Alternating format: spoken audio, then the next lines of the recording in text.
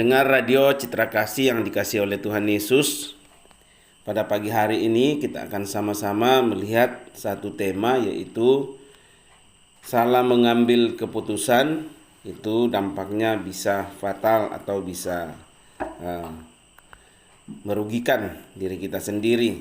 Ya, jadi salah mengambil keputusan dampaknya fatal. Nah, kita akan belajar bagaimana supaya setiap keputusan-keputusan yang kita ambil, keputusan-keputusan yang menguntungkan kita, ya tentu kalau keputusan yang menguntungkan kita, keputusan-keputusan yang sesuai dengan kehendak Tuhan. Nah, kalau kita perhatikan di dalam kehidupan kita sehari-hari, banyak orang yang gagal, banyak orang yang stres, banyak orang yang depresi, dan ujung-ujungnya ya karena disebabkan oleh ya mereka mengalami kegagalan-kegagalan akibat dari salah mengambil ya keputusan. Nah, bisa juga kita lihat mungkin ada rumah tangga yang kacau, ada juga karena anak-anak muda yang punya masa depan yang gagal karena pergaulan yang salah atau karena salah pilih teman, dan banyak hal-hal yang kita lihat dalam kehidupan ini yang diakibatkan oleh salah mengambil keputusan. Ya, salah mengambil keputusan. Nah, kita akan belajar kembali dari tokoh-tokoh Alkitab bagaimana mereka di dalam mengambil keputusan.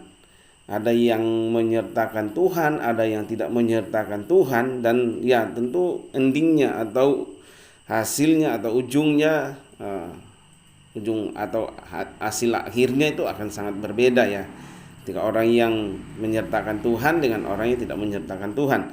Nah, kita akan melihat dari tokoh Alkitab itu Daud. Nah, kalau kita lihat di dalam 1 Tawarik 21 ayat 1, nah, dikatakan pada zaman itu kerajaan Israel di bawah pimpinan Daud itu sudah mengalahkan banyak musuhnya ya. Jadi sudah, kalau kita lihat itu sudah kuat ya, dalam sisi pertahanan.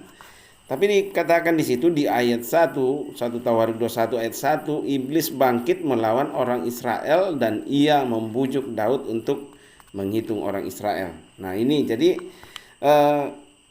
ketika kita sebagai orang-orang percaya, orang Kristen ya, ketika kita di dalam hidup kita mungkin sudah mengalami suatu kemapanan, ya justru kita harus waspada ya. Dikatakan iblis itu tidak tinggal diam. Di bagian lain di Alkitab dikatakan musuh kita bukan darah dan daging, tapi penguasa-penguasa di udara yang setiap saat bisa merubahkan pikiran kita. Nah, dikatakan di sini Daud di dalam ya kemapanannya dikatakan iblis bangkit melawan orang Israel. Ya, dan dia memakai pemimpinnya yaitu Daud ya, membujuk Daud untuk menghitung orang Israel. Ya. Nah, kemudian dikatakan di situ di ayat 2 ya, apa yang dikerjakan oleh iblis ya dikerjakan Daud juga ya. Lalu berkatalah Daud, dikatakan di ayat 2, lalu berkatalah Daud kepada Yoab ya kepala pasukan dan kepada para pemuka rakyat, pergilah, hitunglah orang Israel dari Berseba sampai dan bawalah hasilnya kepadaku supaya aku tahu jumlah mereka. Ya, kalau zaman sekarang mungkin sensus ini ya, berapa jumlah. Dari situ kita bisa memperkirakan kekuatan suatu bangsa gitu ya dalam segala segi. Nah, ini yang dilakukan oleh Daud, tapi bukan Tuhan yang suruh. Tapi dikatakan di dalam kemapanan itu iblis tidak tinggal diam. Dikatakan iblis bangkit melawan orang Israel dan ia membujuk Daud untuk menghitung orang Israel. Ya, jadi di dalam kemapanan kita sebagai orang-orang percaya, ya kita harus tetap waspada karena ya iblis tidak tinggal diam. Iblis tidak tinggal diam. Hanya dikatakan kalau kita jadi orang Kristen ya sepanjang hidup kita itu pasti akan selalu mengalami namanya pencobaan, ya namanya tantangan pasti ada gitu ya. Tapi bagaimana kita melibatkan Tuhan di dalam semuanya. Nah, ada kesalahan yang dilakukan. Ini kesalahan kecil tapi itu akibatnya fatal gitu ya. Kesalahan kecil yang dilakukan oleh Yoab. Nah, kalau kita baca di dalam 1 Tawarik 21 ayat 4 sampai 5, itu kesalahan kecil yang dilakukan Yoab, tapi dampaknya luar biasa bagi bangsa Israel. Dikatakan, namun titah raja itu terpaksa diikuti oleh Yoab. Ya, sebenarnya tidak sehati Daud dengan Yoab. Ya, apa yang dikeluarkan Raja Daud, ya sebenarnya dalam hati panglimanya Yoab ya tidak setuju. Ya, dikatakan namun titah raja itu, tapi karena titah raja tidak bisa dibantah. Kalau sudah dititahkan raja, sudah dicap, dimateraikan oleh raja, itu harus dikerjakan walaupun tidak sesuai dengan hati nurani dari seorang Yoab. Dikatakan namun titah raja itu terpaksa diikuti oleh Yoab, maka pergilah Yoab menjelajah seluruh Israel, kemudian kembali ke Yerusalem. Lalu Yoab memberitahukan kepada Daud hasil pendaftaran rakyat di antara seluruh orang Israel ada 1.100.000 orang yang dapat memegang pedang, dan orang Yehuda ada 470.000 orang yang dapat memegang pedang. Nah, lalu salahnya di mana gini ya? Di ayat 7, 6 sampai 7. Ini yang dikatakan jahat di mata Tuhan, ya. Daud memerintahkan kepada Yoab hitung seluruh bangsa Israel, tapi Yoab tidak melakukan itu. Ya, tapi itu dinilai jahat di mata Tuhan. Ya, mungkin karena hati nurani Yoab tidak setuju dengan Daud dan tidak melakukan itu. Dikatakan di ayat 6 sampai 7, orang Lewi dan Benyamin tidak dimasukkannya dalam pendaftaran, sebab titah raja itu dianggap keji oleh Yoab. Tetapi hal itu jahat di mata Allah, sebab itu dihajarnya orang Israel. Ya, jadi yang dihitung oleh Yoab hanya 10 suku, 2 suku tidak dimasukkan. Nah, ini ya bagi Tuhan itu jahat ya. Nah, ini kesalahan kecil ya. Kesalahan kecil tapi bisa fatal akibatnya bagi bangsa Israel. Ya, dikatakan orang Lewi dan Benyamin tidak dimasukkannya dalam pendaftaran, sebab titah raja itu dianggap keji oleh Yoab. Tetapi hal itu jahat di mata Allah. Nah, ini hal itu jahat di mata Allah, sebab itu dihajarnya orang Israel. Jadi yang bermasalah pimpinannya, tapi yang dihajarin kena semua gitu ya. Jadi salah mengambil keputusan itu bisa menyebabkan ya kesusahan bagi ya orang yang dipimpinnya, kesusahan bagi banyak orang. Ya, artinya apa yang terjadi? Ya, Daud menyesal. Ya, Daud menyesal dan dia tidak meminta petunjuk kepada Allah gitu ya. Biasanya Daud selalu berjalan, selalu minta petunjuk sama Allah. Tapi dalam kasus ini, dalam menghitung jumlah orang Israel, dia tidak meminta petunjuk kepada Allah. Tapi di ayat pertama tadi dikatakan justru iblis ya yang membujuk Daud untuk menghitung orang Israel. Bukan disuruh Tuhan, bukan minta petunjuk kepada Tuhan, tapi ini bujukan oleh iblis ya. Nah, ini kita sebagai orang-orang percaya masa kini hati-hati di dalam mengambil suatu keputusan.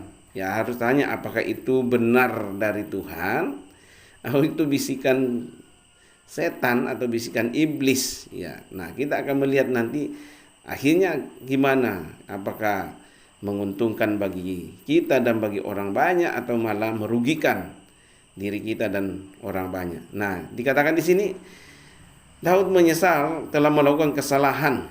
Ya, kesalahan Daud apa? Tidak minta petunjuk kepada Tuhan, jalan dengan pikirannya sendiri, jalan dengan keinginannya sendiri. Ya, karena tadi bujukan iblis. Ya. Di dalam 1 Tawarik 21 ayat 8, situ lalu berkatalah Daud kepada Allah, aku telah sangat berdosa karena melakukan hal ini. Maka sekarang jauhkanlah kiranya kesalahan hambamu, sebab perbuatanku itu sangat bodoh. Ya, bagusnya di sini walaupun salah mengambil keputusan, tapi Daud menyadari bahwa apa yang dilakukan itu salah. Ya, banyak orang sudah berbuat salah tapi tidak sadar kalau itu salah gitu. Ya, banyak sudah jadi korban tapi tidak sadar-sadar bahwa itu salah. Ya, sama kalau kita lihat juga apa yang terjadi yang lagi viral saat-saat ini kan. Ya, banyak orang melakukan korupsi tapi tidak sadar-sadar bahwa apa yang mereka lakukan itu menyengsarakan orang banyak gitu. Ya, makanya Setiap kita buka media sosial apa ini banyak tentang korupsi di negeri ini kan. Ya. Tapi beda, korupsi zaman sekarang kan tidak menyesalkan, terus jalan gitu. Ya, padahal itu menyengsarakan banyak orang. Tapi apa yang Alkitab catat tentang Daud, dikatakan apa ketika Daud melihat bahwa apa yang dilakukan untuk menghitung orang Israel itu salah karena dia tidak meminta petunjuk kepada Tuhan. Dia berjalan dengan keinginannya sendiri. Akhirnya dia menyesal, dia tahu bahwa itu salah. Ya, itu pun karena Tuhan sudah marah gitu ya. Tuhan sudah marah dan menghajar orang Israel, orang-orang yang dipimpinnya. Ya, baru Daud sadar situ, lalu dia berkata, "Aku telah sangat berdosa karena melakukan hal ini. Maka sekarang jauhkanlah kiranya kesalahan hamba-Mu, sebab perbuatanku itu sangat bodoh." Ya. Jadi kalau kita di dalam hidup kita sebagai orang percaya, ya, kalau kita salah mengambil keputusan, pasti hasilnya akan tidak menguntungkan kita, ya, merugikan kita, bahkan bisa merugikan banyak orang. Kalau itu sudah kita lihat merugikan, ya jangan diteruskan lagi. Tapi sadar bahwa apa yang kita putuskan itu salah, ya, dan menyesal di hadapan Tuhan. Ya, sama dengan Daud menyesal di hadapan Tuhan.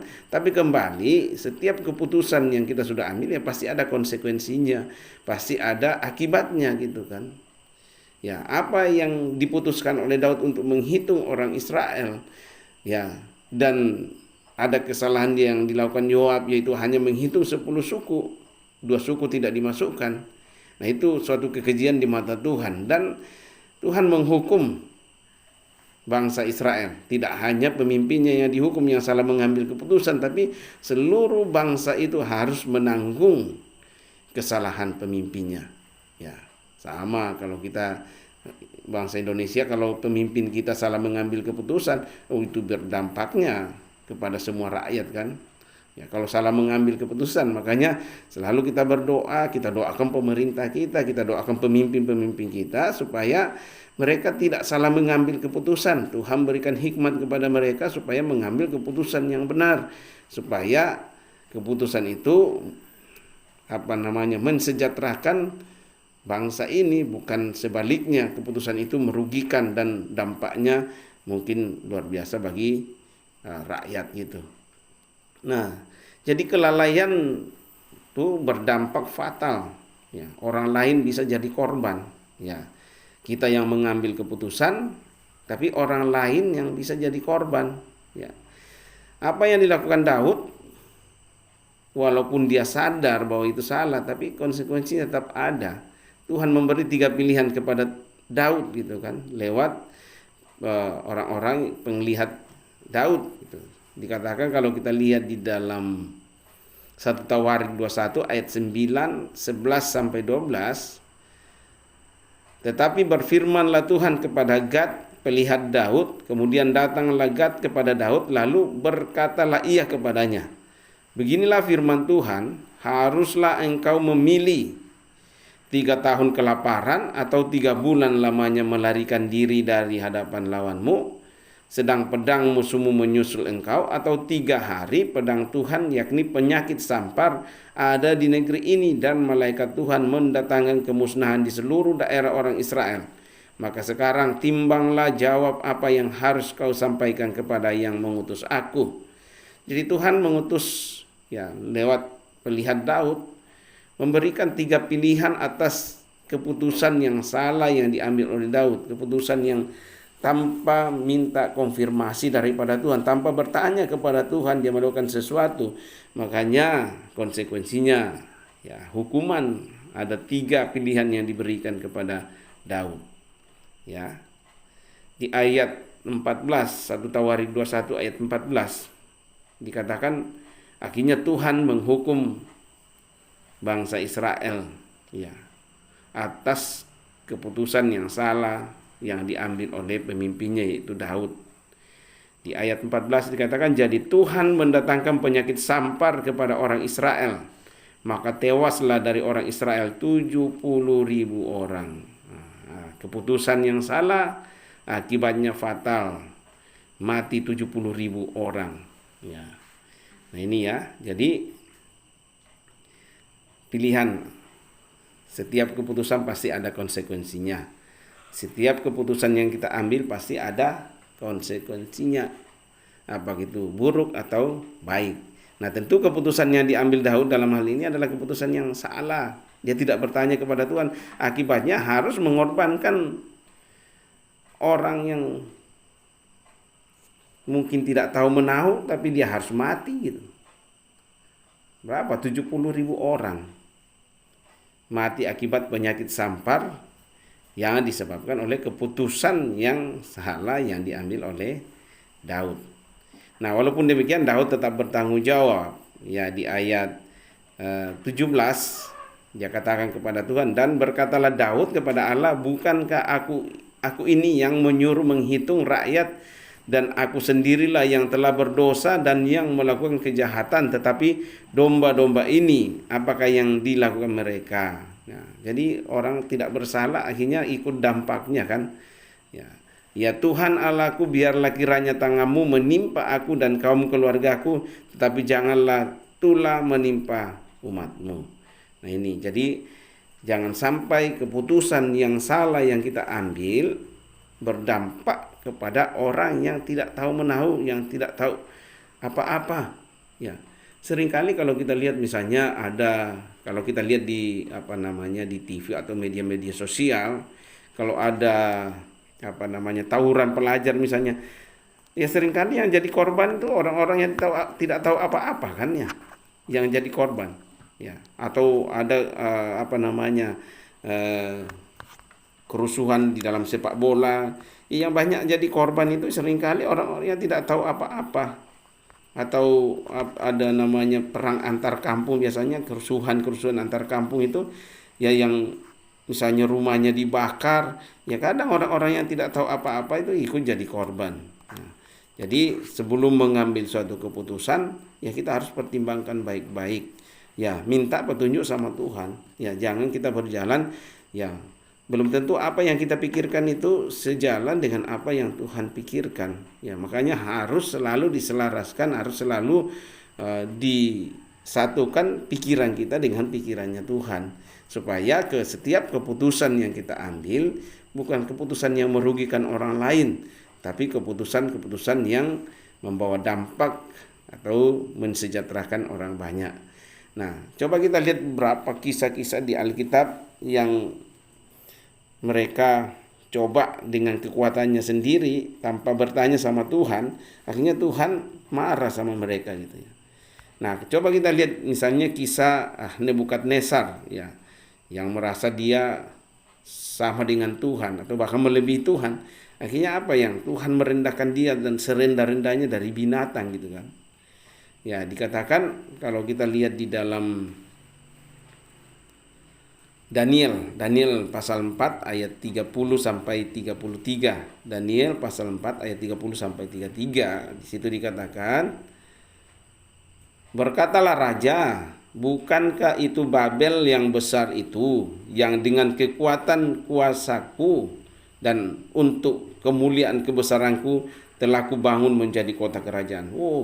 Begitu sombongnya Raja Nebukadnezar gitu ya, bahwa apa yang terjadi di Babel itu karena dia semua gitu. Raja belum habis bicara ketika suatu suara terdengar dari langit, kepadamu dinyatakan ya Raja Nebukadnezar, bahwa kerajaan telah beralih daripadamu. Engkau akan dihalau dari antara manusia dan tempat tinggalmu akan ada di antara binatang-binatang di padang. Kepadamu akan diberikan makanan rumput seperti kepada lembu, dan demikianlah akan berlaku atasmu sampai 7 masa berlalu, sehingga engkau mengakui bahwa Yang Maha Tinggi berkuasa atas kerajaan manusia dan memberikannya kepada siapa yang dikehendakinya. Jadi Tuhan bisa memakai siapa saja. Jadi kalau ada, ya kadang kita berkata kalau tidak ada saya pasti itu tidak jalan. Misalnya dalam suatu gereja misalnya, kalau tidak ada saya, gereja itu tidak akan mungkin bisa seperti itu. Jangan kita sombong berkata seperti itu. Ya, karena Tuhan memakai siapa saja. Ya, bahkan kadang orang-orang yang tidak terpandang bisa dipakai Tuhan untuk mempermalukan yang sombong-sombong itu, ya. Jadi hidup itu semua ada masanya, kata pengkhotbah itu semua ada masanya. Ya, kekuatan manusia itu tidak selamanya kuat lah. Manusia semakin hari semakin merosot, bukan semakin kuat. Jadi sebenarnya dalam hidup itu apa yang mau disombongkan? Sama Nebukadnezar ini, begitu sombongnya dia. Ya, dia katakan bahwa apa yang terjadi di Babel semua karena dia. Dia tidak melihat Tuhan di sana. Akhirnya ya dikatakan Tuhan membuat dia serendah-rendahnya gitu kan. Ya, pada saat itu juga terlaksanalah perkataan itu atas Nebukadnezar, dan ia dihalau dari antara manusia dan makan rumput seperti lembu, dan tubuhnya basah oleh embun dari langit sampai rambutnya menjadi panjang seperti bulu burung raja wali dan kukunya seperti kuku burung. Dibuat seperti binatang. Ya. Jadi harusnya kita berkata bahwa ya kita ada itu bukan karena kita gitu ya, semua karena Tuhan ya. Kita bisa bangun pagi hari ini semua karena Tuhan. Hidup mati kita ada di dalam tangan Tuhan. Kita tidak berkuasa semuanya. Jadi apapun yang kita putuskan untuk masa depan keluarga kita, untuk masa depan kita sendiri, untuk hal-hal yang menyangkut kepentingan orang banyak, minta hikmat sama Tuhan, minta petunjuk sama Tuhan supaya kita tidak salah mengambil keputusan. Pendengar radio Citra Kasih yang dikasih oleh Tuhan Yesus, kita melihat Raja Nebukadnezar pulih kembali ketika dia memandang kepada Tuhan. Di ayat 4, Daniel 4 ayat 34 dikatakan, tetapi setelah lewat waktu yang ditentukan, aku Nebukadnezar menengadah ke langit dan akal budiku kembali lagi kepadaku.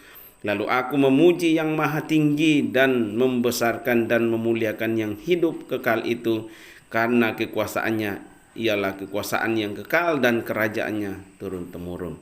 Ya, jadi bisa dipulihkan kembali ketika sadar dan kembali melihat kepada Tuhan. Nah, kita lihat satu kisah lagi, kisah Raja Herodes. Ya. Dikatakan dia ditampar malaikat itu. Kalau kita lihat di dalam Kisah Para Rasul 12 ayat 21 sampai 23. Kisah Para Rasul 12 ayat 21 sampai 23, di situ dikatakan, dan pada suatu hari yang ditentukan Herodes mengenakan pakaian kerajaan, lalu duduk di atas tahta dan berpidato kepada mereka, kepada rakyatnya. Dan rakyatnya bersorak membalasnya, ini suara Allah dan bukan suara manusia. Dan seketika itu juga ia ditampar malaikat Tuhan, karena ia tidak memberi hormat kepada Allah. Ia mati dimakan cacing-cacing. Ya, gak ada kesempatan untuk bertobat ya. Nah, jadi itu kisah-kisah yang kita lihat ketika mereka salah mengambil keputusan. Herodes merasa dirinya lebih daripada Tuhan. Dia tidak punya hikmat bahwa dia bisa membangun kerajaannya bukan karena kemampuannya, tapi karena Tuhan. Sama dengan Nebukadnezar. Ya, jadi salah mengambil keputusan akibatnya fatal ya. Nah, untung Nebukadnezar masih dikasih kesempatan oleh Tuhan untuk hidup, hanya direndahkan, tapi Herodes langsung ditampar dan langsung mati. Nah, lalu apa yang harus kita lakukan supaya keputusan-keputusan yang kita ambil itu tidak fatal atau tidak merugikan kita dan merugikan orang banyak? Poin pertama yang harus kita lakukan adalah sebelum kita mengambil suatu keputusan, selalu bertanya sama Tuhan. Ya. Baik itu di dalam pekerjaan kita, baik itu di dalam yang masih mau berkeluarga, mencari jodoh, ya tanya sama Tuhan apakah itu sudah pasangan yang Tuhan siapkan bagi saya, supaya ketika masuk dalam pernikahan tidak ada perceraian ya. Atau anak sekolah bertanya dulu, sudah mau lulus, mungkin banyak sekarang yang sudah lulus di SMA maupun SMK di kelas 3, mau lanjut kemana, apakah mau kuliah, apakah mau bekerja, tanya sama Tuhan supaya keputusan-keputusan kita ambil itu tidak salah ya, yang merugikan diri kita sendiri, bahkan merugikan keluarga, merugikan orang banyak gitu ya. Jadi poin pertama selalu bertanya sama Tuhan ya. Kalau sudah pasti itu dari Tuhan, jalankan ya. Bagaimana kita tahu itu dari Tuhan? ya ada damai sejahtera ya. Dalam setiap keputusan yang kita ambil, kalau kita merasa sejahtera, kita merasa damai, ya pasti itu dari Tuhan. Tapi kalau kita gelisah, kita enggak kayaknya ini bukan keputusan yang ini, pasti ada hati kita enggak akan damai, enggak akan sejahtera, itu bukan dari Tuhan. Ya. Jadi kalau kita lihat di dalam 1 Samuel 14 ayat 37, nah kita lihat bagaimana seorang Raja Saul ya. Dia bertanya sama Tuhan tapi Tuhan tidak menjawab dia kan. Ya. Nah, dikatakan Saul bertanya kepada Allah, 1 Samuel 14 ayat 37. Saul bertanya kepada Allah, "Bolehkah aku mengejar orang Filistin itu? Akan kau serahkankah mereka ke dalam tangan orang Israel?" Tetapi pada hari itu ia tidak menjawab Saul. Tuhan tidak menjawab. Ya. Artinya kalau kita belum dapat jawaban dari Tuhan, ya kita sabar menunggu kan. Yang selalu waktu Tuhan itu waktu yang terbaik. Ya. Ya, selalu ada pujiannya, waktu Tuhan pasti yang terbaik. Ya, waktu Tuhan selalu yang terbaik. Ya. Mungkin kita menunggu lama kan, banyak orang misalnya ya contoh di Alkitab yang kalau kita lihat yaitu Abraham ya. Abraham sudah dijanjikan kamu akan punya anak dari Sarah gitu. Tapi itu waktunya Tuhan, bukan berarti ketika Tuhan katakan hari itu langsung terjadi hari itu. Ya, karena setahun di mata manusia bisa sehari di mata Tuhan. Atau satu hari di mata Tuhan bisa 1000 tahun di mata manusia. Ya, karena Tuhan tidak dibatasi oleh ruang dan waktu. Ya, makanya kalau kita lihat Alkitab dari dulu, dari nenek moyang kita mungkin dikatakan bertobatlah sebab kerajaan Allah sudah dekat. Tapi kok nggak datang-datang ini. Tapi pasti itu akan terjadi. Tapi kembali waktu Tuhan bukanlah waktunya manusia, sangat berbeda. Ya, jadi kembali ke situ, bertanya sama Tuhan dan tunggu jawabannya Tuhan. Ya, yang saya katakan tadi, Abraham, Tuhan sudah janjikan kamu akan punya anak dari Sarah. Itu Tuhan sudah janji. Tapi Abraham seakan-akan tidak sabar menunggu, akhirnya ya suami istri lah tidak sabar menunggu, akhirnya mereka rencanakan sendiri. Ya, Sarah bilang kepada Abraham, ambillah gundikmu itu supaya kita punya ada yang melanjutkan keturunan kita. Ya, akhirnya ya mengambil budaknya ya untuk mendapatkan keturunan. Padahal Tuhan sudah janji kamu akan, cuma waktu itu tidak datang-datang. Ya, jadi kalau kita bertanya sama Tuhan, ya jawabannya tidak saat itu juga, bisa saat itu juga, bisa tidak saat itu juga. Tapi kita tahu bahwa waktu Tuhan lah waktu yang terbaik. Apa yang dilakukan oleh Saul ketika Tuhan tidak menjawab dia? Di dalam 1 Samuel 28 ayat 6 sampai 7 bukan lagi lari kepada Tuhan. Saul tidak sabar menunggu janji Tuhan. Akhirnya dia pakai caranya sendiri. Dan Saul bertanya kepada Tuhan, tetapi Tuhan tidak menjawab dia, baik dengan mimpi, baik dengan urim, baik dengan perantaraan para nabi. Lalu berkatalah Saul kepada para pegawainya, carilah bagiku seorang perempuan yang sanggup memanggil arwah, maka aku hendak pergi kepadanya dan meminta petunjuk kepadanya. Nah, sekarang karena tidak mendapat jawaban daripada Tuhan, akhirnya dia minta petunjuk kepada manusia, bukan lagi meminta petunjuk kepada Tuhan. Ini Saul, Raja Saul ya. Ya, dan endingnya apa ya? Saul ditinggalkan Tuhan kan. Ya. Maka aku hendak pergi kepadanya dan meminta petunjuk kepadanya. Para pegawainya menjawab dia, di Endor ada seorang perempuan yang sanggup memanggil arwah. Jadi dia lari kepada kekuatan manusia karena jawaban Tuhan tidak datang-datang. Jadi kita harus sabar menunggu jawaban Tuhan. Jadi kalau kita mau setiap keputusan yang kita ambil itu tidak fatal, ya selalu saya katakan, firman Tuhan katakan selalu bertanya sama Tuhan. Ya, kalau sudah pasti dari Tuhan, mangga jalankan itu. Ya, yang kedua kita lihat Daud ya. Daud ya salah satu yang kita bahas juga. Dia selalu minta petunjuk sama Tuhan. Saya katakan hanya kasus yang tadi yang menghitung orang Israel itu karena bujukan iblis dia tidak minta petunjuk sama Tuhan, tapi dia berjalan ya dengan keinginannya sendiri. Di dalam tapi akibatnya juga fatal gitu kan, merugikan berapa ribu orang Israel harus mati. Nah, 1 Samuel 23 ayat 4 dikatakan lalu bertanya pulalah Daud kepada Tuhan, maka Tuhan menjawab dia firman-Nya, bersiaplah, pergilah ke Kehilah, sebab aku akan menyerahkan orang Filistin itu ke dalam tanganmu. Itu sangat jelas ya. Daud bertanya kepada Tuhan, Tuhan menjawab, pergi, aku sudah menyerahkan ke dalam tanganmu. Dan endingnya apa? Hasilnya apa? Dia menang. Ya, tapi kalau Saul hasilnya apa? Dia ditinggalkan Tuhan. Itu sangat berbeda. Ya, jadi kalau kita mau tidak fatal tadi, ya sabar menunggu jawaban Tuhan ya. Bertanya sama Tuhan dan sabar menunggu jawaban Tuhan. Jawaban Tuhan pasti ya dan amin ya. Kemudian yang kedua, supaya kita tidak salah di dalam mengambil keputusan atau keputusan yang fatal ya. Selalu bangun mesbah ya, mesbah doa, mesbah keluarga ya. Ini sebagai bentuk atau wujud dari keintiman kita dengan Tuhan. Kalau kita intim dengan Tuhan, dekat dengan Tuhan, ya pasti setiap keputusan kita ambil kita akan selalu tanya sama Tuhan. Ya. Dan sebaliknya ketika kita tidak intim dengan Tuhan, jauh daripada Tuhan, pasti setiap keputusan yang kita ambil adalah keputusan yang berasal dari diri kita sendiri. Ya. Jadi bangun mesbah doa, mesbah keluarga. Ya, supaya kita membangun keintiman dengan Tuhan. Ya, sama kalau kita lihat di dalam 1 Tawarik 21 ayat 26 setelah kejadian Tuhan marah kepada bangsa Israel akibat keputusan yang salah yang diambil oleh Daud. Nah, dan Daud menyadari itu dan bertobat dan minta ampun sama Tuhan, dan Tuhan mendengar permohonan Daud. Setelah itu Daud membangun mesbah, gitu ya.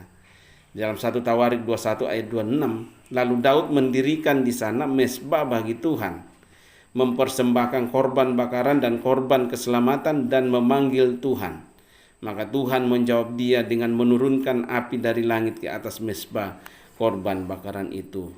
Ayat 27, lalu berfirmanlah Tuhan kepada malaikat itu supaya dikembalikannya pedangnya ke dalam sarungnya. Tadinya Tuhan mau hancurkan lagi Yerusalem, tapi karena melihat apa yang Daud lakukan, dia membangun mesbah, kembali lagi bertanya sama Tuhan, dan Tuhan mendengarkan itu.